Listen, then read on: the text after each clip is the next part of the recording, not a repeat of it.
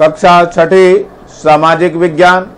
मैं आर.एस. प्रसाद सर आज आप लोगों को अध्याय 1 सौर मंडल में पृथ्वी के प्रश्न उत्तर कराने जा रहा हूं। चलिए देखिए इसमें क्या कुछ दिया हुआ है, उसके अनुसार हम लोग करना चालू करेंगे। तो चलते हैं हम लोग। सबसे पहले चलते हैं, ये ध्रुव तारा आपको दिखाई दे रहा है, सप्तऋषि है ये एवं ध्रुव तारा। यहाँ पे जो है सातों ऋषि ये तारे दिखाई दे रहे जिसे सप्तऋषि तारा बोलते हैं। ये नंबर 1 है, यहाँ पे देखिए। ये नंबर 2 हो गया, ये नंबर 3 हो गया, ये नंबर 4 हो गया, ये नंबर 5 हो गया, और ये 6 है और ये 7 है, इसलिए इसको हम सप्तऋषि तारा कहते हैं, सप्तऋषि तारा कहते हैं। अब इसमें ये जो 2 दिखाई दे रहे हैं आपको, ये वाले और ये वाले दोनों दिखाई दे रहे हैं, इसको हम संकेतक तारे को कहते हैं। अब इसकी सीध में यदि कोई देखता है तो ये ध्रुव तारा आपको दिखाई देता है। यहाँ पे देखो ध्रुव तारा दिखाई दे रहा है, ये वाला ध्रुव तारा है, और ये ध्रुव तारा हमेशा स्थिर रहता है और उत्तर की तरफ रहता है। इस तरह से हमारा ये जो है क्या हो जाएगा, पूर्व हो जाएगा, यानी ये दिशा पूर्व की हो गई, और ये जो दिशा दिखाई दे रही है ये उत्तर की दिशा में जा रहा है आपका। इस तरह से ये इधर वाली दिशा पश्चिम हो जाएगी, तो और इसके ठीक पीछे दक्षिण हो जाएगा। इस तरह से चारों दिशाएं इससे आसानी से दिख जाती हैं। चलिए आगे चलते हैं हम लोग। ये आपको सूर्य दिखाई दे रहा है, सूर्य के चारों पूरे के पूरे ग्रह दिखाई दे रहे हैं हमारे पास। तो ये आपका सबसे पहले जो है मरकरी दिखाई दे रहा है, यानी कि बुध आपका ये दिखाई दे रहा है आपको, ये 58 पे है। फिर इसके बाद जो है मंगल ग्रह है, ये 108 की दूरी पर है। फिर इसके बाद पृथ्वी है जो कि 150 की दूरी पे है। मंगल है 228 की दूरी पर है। जुपिटर है 778 की दूरी पर है। इसके बाद आता है शनि, शनि को मनाओगे सदा सुख पाओगे, तो ऐसा कुछ रहता है ग्रहों के बारे में। ये है यूरेनस, यूरेनस जो है 2869 की दूरी पर है। और इसके बाद आता है नेपच्यून जो कि 4496 की दूरी पर। इस तरह से सारे ग्रह आपको दिखाई दे रहे हैं। नंबर ग्रह गिनना चालू कर दीजिए। ये नंबर 1 ग्रह है, ये नंबर 2 ग्रह है, और नंबर 3 है ये, और ये नंबर 4 हो गया, ये नंबर 5 हो गया, फिर इसके बाद नंबर 6 हो गया, और नंबर 7 हो गया, और ये नंबर 8वां ग्रह हो गया।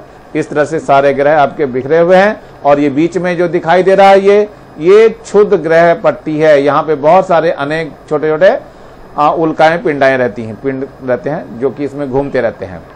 चलिए आगे की ओर बढ़ते हैं, चंद्रमा को भी देख लेते हैं। चंद्रमा हमारा पृथ्वी का उपग्रह है। ये जो तस्वीर दिखाई दे रही है ये चंद्रमा की है, जो कि पृथ्वी के चारों ओर चक्कर लगाता रहता है। चलिए आगे बढ़ते हैं हम लोग। ये है सबसे पहले निम्न प्रश्नों के उत्तर दीजिए। नंबर 1 है ग्रह और तारे में क्या अंतर है, तो सबसे पहले इसी का उत्तर देना है। ये ग्रह हो गया और ये तारे। तो ग्रह क्या है, वे खगोलीय पिंड जो सूर्य की परिक्रमा करते हैं और उससे प्रकाश एवं ऊर्जा प्राप्त करते हैं, ग्रह है। उदाहरण के लिए क्या है, पृथ्वी एक उपग्रह है, मतलब सूर्य के चारों ओर जो चक्कर लगा रहे हैं वो सारे ग्रह कहलाते हैं। और सूर्य क्या है, ये एक तारा है। इस तरह से ऐसे ही यहाँ पर तारे के लिए भी दीजिए। ऐसे विशाल आकाश पिंड जिनका स्वयं का प्रकाश और उष्मा ही तारे कहलाते हैं, यानी कि स्वयं का प्रकाश भी होता है और उष्मा भी होती है, ये सब तारे कहलाते हैं।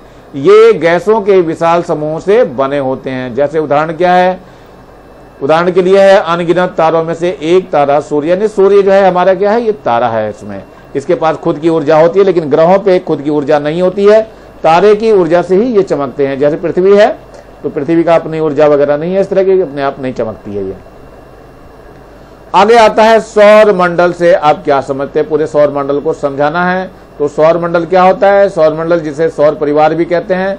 इस परिवार में तारा होता है, ग्रह होते हैं, उपग्रह होते हैं, और इन्हीं के समूह को सौर मंडल कहते हैं। ये सौर मंडल है। कौन कौन होता है इसके अंदर, एक तो सूर्य होता है, 9 ग्रह होते हैं और उपग्रह होते हैं, और उल्काएं भी इसके साथ शामिल होती हैं। तो ये सारा मिल करके, ये हमारा सारा मिल करके क्या बनता है, सौर मंडल बन जाता है।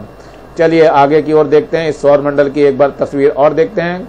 क्वेश्चन नंबर 3 है ये, सूर्य से उनकी दूरी के अनुसार सभी ग्रहों के नाम लिखना है। तो दूरी के अनुसार सबसे पहले पड़ता है बुध, नंबर 1 पे बुध है, नंबर 2 पे शुक्र है, फिर नंबर 3 पे पृथ्वी है, नंबर 4 पे मंगल है, नंबर 5 पे क्या है, बृहस्पति है, नंबर 6 पे शनि है, शनि को मनाओगे सदा सुख पाओगे। इसके बाद नंबर 7 पे जो आता है वो अरुण है, और नंबर 8 पे जो है वो वरुण है। बिल्कुल ठंडा ग्रह होता है ये। पृथ्वी को अद्भुत ग्रह क्यों कहा जाता है, ये अद्भुत ग्रह है। क्यों कहा जाता है? तो पृथ्वी को अद्भुत ग्रह इसलिए कहा जाता है क्योंकि जीवन योग्य अनुकूल परिस्थितियां, जल और जीवनदायिनी गैसों का मिश्रण इसी ग्रह पर पाया जाता है, इसलिए इसको अद्भुत ग्रह कहते हैं। अगला है, हम हमेशा चंद्रमा के एक भाग को ही क्यों देख पाते हैं? तो इसका ये उत्तर है, हम हमेशा चंद्रमा के एक भाग को ही देख पाते हैं क्योंकि पृथ्वी के चारों ओर चक्कर चंद्रमा लगा रहा है और चंद्रमा अपने अक्ष पर घूमते हुए 27 दिनों में पृथ्वी का एक चक्कर पूरा करता है। इसलिए जब वह चक्कर काट कर हमारे सामने आता है तो वह उसका वही भाग घूमकर हमारे सामने आ चुका होता है। इस तरह से हमें वो एक ही भाग दिखाई देता है। चलिए आगे की ओर बढ़ते हैं। ब्रह्मांड क्या है? यानी आकाश गंगाओं के सम्मिलित स्वरूप को ब्रह्मांड कहते हैं। इसका अध्ययन व ज्ञान वैज्ञानिकों के लिए अनंत है। इस रहस्य का अध्ययन अभी मानव के शोध का विषय है, ज्वलंत विषय है। चलिए आगे देखते हैं। सही उत्तर का निशान लगाइए, इसमें सही उत्तर चुनने हैं आपको, कौन से सही इसमें से उत्तर हैं। चलिए देखते हैं। पहला प्रश्न है, किस ग्रह को पृथ्वी के जुड़वा ग्रह के नाम से जाना जाता है? तो वो है हमारे पास शुक्र ग्रह। नंबर 2 देखते हैं, सूर्य से तीसरा सबसे नजदीक ग्रह कौन सा है? वो है हमारी पृथ्वी। नंबर 3 है, सभी ग्रह सूर्य के चारों ओर किस प्रकार के पथ पर चक्कर लगाते हैं?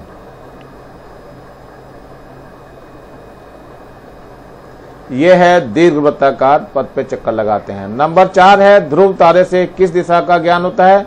तो ध्रुव तारे से उत्तर दिशा का ज्ञान होता है। नंबर 5 है, क्षुद्र ग्रह किन कक्षाओं के बीच पाए जाते हैं? तो ये मंगल और बृहस्पति के बीच में पाए जाते हैं। इस प्रकार से इन सभी विकल्पों को आप लोग लिख सकते हैं। चलते हैं खाली स्थान की पूर्ति करने के लिए। तो ये है का एक समूह जो विभिन्न प्रतिरूपों का निर्माण करता है, उसे कहते हैं। तो सबसे पहले तारे हैं ये, यानी तारों का समूह। तो यहां लिखना है तारों का समूह। एक समूह जो विभिन्न प्रतिरूपों का निर्माण करता है उसे कहते हैं नक्षत्र मंडल। ये क्या कहते हैं? नक्षत्र मंडल। नक्षत्र मंडल।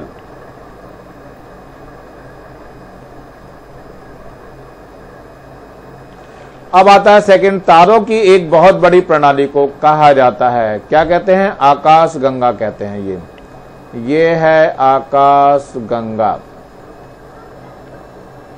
चलिए नंबर 4 आता है आपका, पृथ्वी के सबसे करीब है। कौन है पृथ्वी के सबसे करीब? शुक्र साहब हैं। ये शुक्र बनाओ इसका कि शुक्र है पृथ्वी के सबसे नजदीक।